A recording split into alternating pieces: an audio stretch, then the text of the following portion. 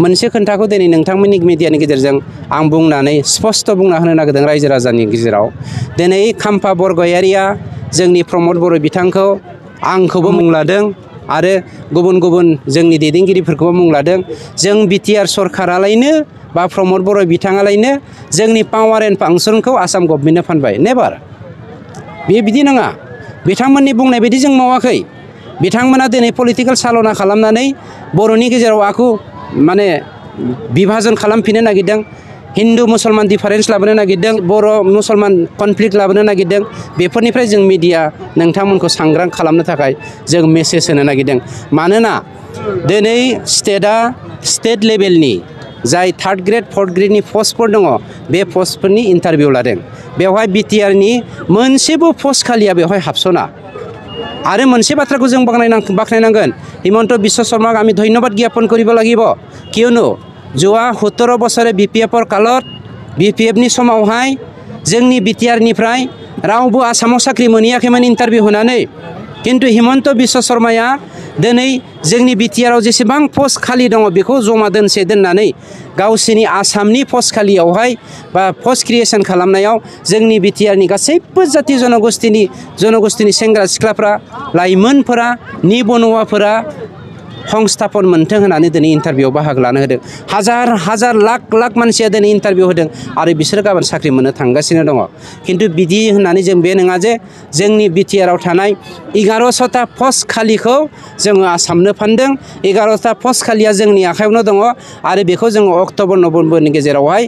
जोङो इन्टारभिउ होनानै गासैबो पस्ट खालिखौ सुफुंनाय जागोन आरो बेजोंनो आङो दिनै खाम्फा बरगयारि बिथांखौ चेलेन्ज खालामो जोङो नोंथां बायदि स्वार्थ बायदि नङा नोंथाङासो 17 बोसोराव गावनि जातिखौल' गावनि न'खरखौल' दिनै साख्रि होनानै जोंनि समाजखौ नंखाय लामाजों दैदेनलांदों मानोना नोंथां बायदि लुबैसुला दैदेनगिरिनि थाखायनो दिनै 750 जन बर' सेंग्राफोरा फरेस्टआवहाय बिना फैसायै फरेस्ट रैखा खालामनो थाखाय खामानि मावनानै दं नोंथाङा साख्रि होगोन होननानै बिथांमोनखौ दिनै 12 बोसोर 13 बोसोर 15 बोसोर सोसनना दोनदों किन्तु बिथांमोना खुदैजों मोदैजों दिनै फैसा गरसे गैयालासिनो जोंनि हाग्रा बिफानखौ अनसायगासिनो दङ मोनसे खोन्थाया स्पष्ट खाम्फा बरगयारिनि जेसेबां फरेस्ट डिपार्टमेन्टआव गावनि जाति बंसखौ साख्रि होनाय सोरखौबा मैदेर मावद बानायनाय सोरखौबा फरेस्टार बानायनाय बिथांनि मानसिफोरा दिनैसिम मैदेर मावद जानानै मैदेरनि खोमोनखौनो दांफेराखै आरो बिथां बायदिया दिनै जोंनि सरकारखौ क्रिटिसाइज खालामनो समाया आरो लासिं सिं बे लाजिनो गोनां बाथ्रा बेनिखायनो समस्त जोंनि बिटिआरबासिनि गासैबो जाति जनगोष्ठीखौ जोङो खावलायगोन नोंथांमोननि मिडियानि गेजेरजों जोङो कुनु पक्षपातित्व खालामाखै जोङो जोंनि गेजेराव कमिउनेल माने डिसक्रिमिनेशन लाबोनो नागिराखै रावखौबो जों आन्डार एस्टिमेट खालामनो नागिराखै रावनिबो जानानै जों बायसनेस खालामनो नागिराखै जोंनियाव जा पस्ट खालि दङ बे पस्ट खालिफोरखौ जोंनि बिटिआरनि गासैबो सेंग्रा सिख्लाफ्रा जेनुइनलि गरसे फैसा होनाङालासिनो इन्टारभिउ होनानै जाय पास खालामगोन बेनो साख्रिखौ मोनगोन बेखौ आं नोंथांमोननि मिडियानि गेजेरजों सरकारनि जानानै बुंथिनाय जाबाय नोंथाङा सरकारि साख्रि नागिरदोंना नोंथांनि थाखाय मोनसे गोजोनथाव खौरां नोंथांनि थाखाय दं एडुकेट पॉइंट जेराव नोंथाङा सोलोंथाइ लानायनि गेजेरजों सरकारि साख्रिनि गुबुन गुबुन रोखोमनि गोब्राब आनजादफोरखौ उथ्रिसारनो हागोन आरो गावनि आथिङाव गसंथानो हागोन बे एडुकेट पॉइन्टआव नोंथांमोना SSC bank PO bank clerk bank SO UPSC FSC defence railway state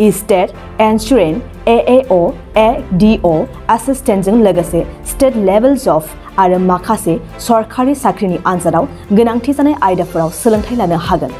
मख'नो गोनांदि बे सोलोंसालियाव साख्रिनिल' नङा बेयाव एमबिए आरो सैनिक स्कुल बायदियाव एडमिशननि थाखाय एन्ट्रेन्स होनो थाखायबो सोलोंथाइ लानो हागोन बे सोलोंसालियाव गाहाम थाखो खथानि सुबिदा दं आरो सम मथे नोंथांनि सोलोंथाइखौ बे सोलोंसालियाव होनाय जागोन बेखौबो मिथिनांगोन दि बे एडुकेट पॉइन्टआव सोलोंथाइ लानानै बावैसो 2021-22 इं मायथाइनि एसएससी जीडीनि आनजादाव गासै 11 सा सोलोंसाफोरा उथ्रिसारनो हादों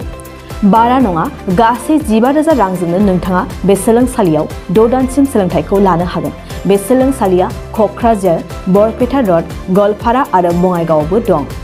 क'क्राझाराव सोलोंथाइ लानो गोसो गुदुं जानाय सुबुंफोरा 70026133133 9101536360 70020261333 9101536360